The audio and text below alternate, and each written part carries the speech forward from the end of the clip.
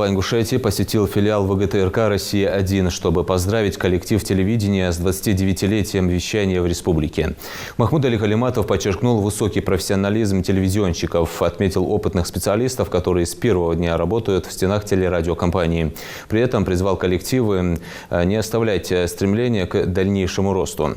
Глава напомнил об ответственности, которую они несут при информировании аудитории об общественно-политической, социально-экономической жизни региона, обозначив объективность как приоритет, а также об их вкладе в формирование мышления подрастающего поколения.